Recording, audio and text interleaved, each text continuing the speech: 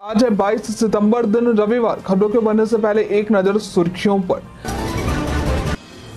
बिहार भूमि सर्वे के नियमों में बदलाव। राजस्व मंत्री दिलीप जायसवाल का बड़ा बयान। रैयतों को कागज खोजने के लिए मिलेगा 3 महीने का समय। राज्य में ड्रोन से नदियों की धारा की होगी निगरानी। मॉनसून के पहले और मॉनसून के बाद नदियों के बहाव का होगा अध्ययन। जल संसाधन विभाग बना रहा है कार्य योजना। बिहार में औद्योगिक विकास में आई तेजी। औद्योगिक परमिट जारी करने में 7वें स्थान पर पहुंचा बिहार। बिहार के समग्र विकास में सहायक होगा सिद्ध। बढ़ते अपराध पर सीएम नीतीश के दिखे कड़े तेवर। अधिकारियों की बुलाई हाई लेवल मीटिंग। विधि व्यवस्था की हुई समीक्षा। फैमिली मैन 3 की चल रही शूटिंग। मनोज वाजपेयी ने दिखाई सेट की झलकियां। अगले साल होगी रिलीज। शुभमन गिल, ऋषभ पंत ने लगाया शतक। भारत ने बांग्लादेश के सामने 515 रनों का रखा लक्ष्य। स्टेट पावर कंपनी लिमिटेड ने अप्रेंटिस के पदों पर निकाली है भर्ती। ये भर्ती कुल 140 पदों के लिए है। इच्छुक उम्मीदवार को ऑफलाइन मोड में आवेदन करना होगा। आवेदन फॉर्म CSP GCL ऑफिस के पते पर भेजना होगा। आवेदन की अंतिम तारीख 30 अक्टूबर है। इस भर्ती के लिए जरूरी है कि आपने किसी मान्यता प्राप्त संस्थान से संबंधित विषय में BTech किया हो या टेक्नोलॉजी में ग्रेजुएशन किया हो। इसके अलावा राज्य के तकनीकी बोर्ड या मान्यता प्राप्त संस्थान से संबंधित फील्ड में डिप्लोमा होना चाहिए। भर्ती से संबंधित सटीक और अधिक जानकारी के लिए आप इसके वेबसाइट और अधिसूचना को देख सकते हैं। बिहार में चल रहे भूमि सर्वेक्षण में रैयतों को कई तरह की परेशानियों का सामना करना पड़ रहा है। इस मामले में लगातार कई जगहों से विवाद की खबरें सामने आ रही हैं। मीडिया में चल रही खबरों के मुताबिक सर्वे कर्मी और राजस्व एवं भूमि सुधार विभाग के अधिकारी कागजात देने में मनमानी और जमकर वसूली का काम कर रहे हैं। इससे रैयतों में और आक्रोश है। इसे देखते हुए राजस्व एवं भूमि सुधार विभाग के मंत्री दिलीप जायसवाल ने कहा है कि IAS अधिकारियों को फील्ड में भेजा था। लोगों की समस्या हमने इकट्ठा किया है, जिससे स्पष्ट हो रहा है कि राजस्व एवं भूमि सुधार विभाग के कर्मी, अधिकारी और सर्वे कर्मी रैयतों की मदद नहीं कर पा रहे हैं। आम लोगों को कागजात निकालने में परेशानी का सामना करना पड़ रहा है। ऐसे में हम जल्द ही आदेश निकालने वाले हैं। हम रैयतों को 3 महीने का समय देंगे। स्वास्थ्य विभाग ने कुष्ठ रोगी खोजी अभियान की शुरुआत की है। ये अभियान 19 सितंबर से शुरू है, जो 2 अक्टूबर तक चलेगा।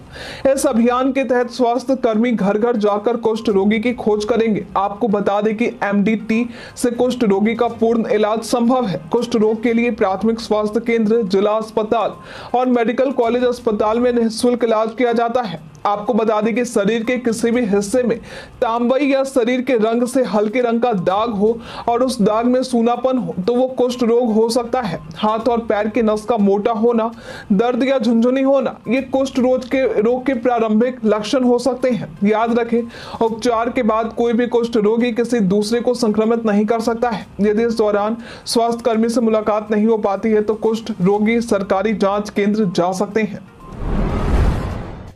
बिहार के RK सिन्हा का आज जन्मदिन है। ये एक प्रसिद्ध बिजनेसमैन है। इनका जन्म आज के दिन वर्ष 1951 में बक्सर में हुआ था। इन्होंने भारत और ऑस्ट्रेलिया में एक निजी सुरक्षा प्रदाता सिक्योरिटी एंड इंटेलिजेंस सर्विसेज की स्थापना की थी। इनकी ये कंपनी देश और एशिया की सबसे बड़ी सुरक्षा कंपनी है। वही विश्व में इनकी कंपनी 5 बड़ी सुरक्षा कंपनियों में से एक है। इन्होंने वर्ष 1971 में भारत पाकिस्तान युद्ध के बाद सेवानिवृत्त सैनिकों की मदद के लिए सुरक्षा और खुफिया सेवाएं बनाई थी। औद्योगिक विकास के आंकड़े प्रदेश में तेजी से बढ़ते जा रहे हैं। प्रदेश में कुल 42,301 इकाइयों को औद्योगिक परमिट साल 2015 से 2023 तक दिए गए हैं, जिससे बिहार औद्योगिक परमिट जारी करने के मामले में देश भर में 7वें स्थान पर आ चुका है। पूर्वी भारत में दूसरे राज्यों की तुलना में बिहार सबसे आगे है। बिहार में अब उद्योगों की स्थापना में कोरोना के बाद से तेजी आई है। कुल 40% औद्योगिक परमिट वर्ष 2021, 2022 और 2023 में जारी किए गए थे। WhatsApp अपने यूजर्स के लिए एक नया फीचर लाने जा रहा है। ये नया फीचर यूजर्स को चैट का रंग रूप बदलने की सुविधा देगा। अब यूजर्स विभिन्न थीम्स के विकल्पों के जरिए चैट, बबल और वॉलपेपर के रंग कस्टमाइज कर सकेंगे। ये जानकारी WA बीटा इन्फो ने साझा की है। जो बताता है कि ये फीचर अभी विकासाधीन है और जल्द ही बीटा यूजर्स के लिए उपलब्ध होगा। इसके अलावा व्हाट्सएप एक कॉन्टैक्ट मेंशन फीचर पर भी काम कर रहा है। इससे यूजर्स स्टेटस अपडेट करते समय किसी खास व्यक्ति को मेंशन कर सकते हैं, जिससे उन्हें तुरंत नोटिफिकेशन मिलेगा। ये फीचर चैटिंग और स्टेटस अपडेट को और दिलचस्प बनाएगा।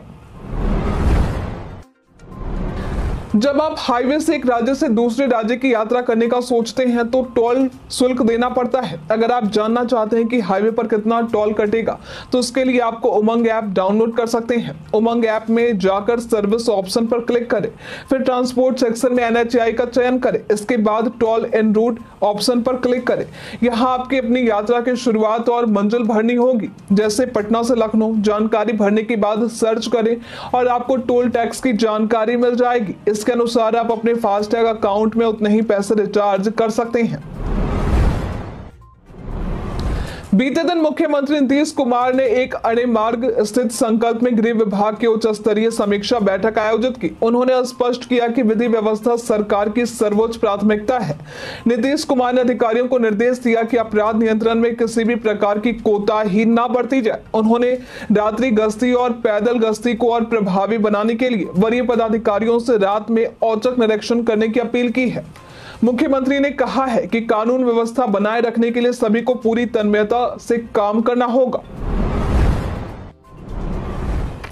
1 दिसंबर को आयोजित होने वाली सीटेट परीक्षा को स्थगित कर दिया गया है। सीबीएसई ने अपने ऑफिशियल वेबसाइट के जरिए इसकी जानकारी दी है। सीबीएसई द्वारा सीटेट परीक्षा को लेकर जारी किए गए ऑफिशियल नोटिस के मुताबिक अब ये परीक्षा 1 दिसंबर की बजाय 15 दिसंबर को होगी। हालांकि परीक्षा क्यों स्थगित की गई है, इसकी जानकारी सीबीएसई ने अभी तक नहीं दी है। इसके अलावा बोर्ड द्वारा कहा गया है कि जिस शहर में ज्यादा उम्मीदवार है वहां 14 दिसंबर को परीक्षा हो सकती है।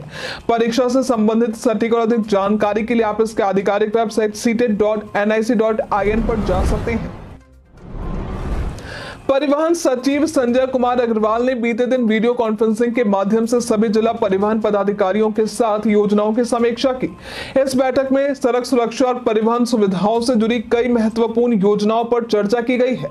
संजय कुमार अग्रवाल ने बताया कि राज्य सरकार द्वारा जारी अधिसूचना के बाद BH नंबर प्राप्त करने वाले वाहन मालिकों को अब वाहन निबंधन के समय ही 14 वर्षों का टैक्स देना अनिवार्य होगा।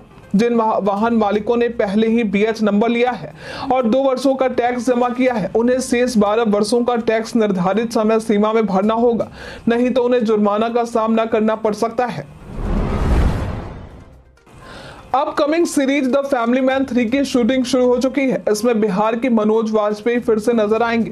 बॉलीवुड अभिनेता इन दिनों अपनी शूटिंग को लेकर काफी व्यस्त चल रहे हैं। अब इसी बीच इस सीरीज में नजर आने वाली श्रेया धनवंतरी, जो इसमें जोया का किरदार निभाएंगी, उन्होंने इंस्टा पर एक स्टोरी शेयर की है। इसमें मनोज वाजपेयी और शोएब हाशमी भी नजर आ रहे हैं। शूटिंग के दौरान की ये तस्वीर काफी मजेदार है। इसमें तीनों अपने पोज देते दिखाई दे रहे हैं।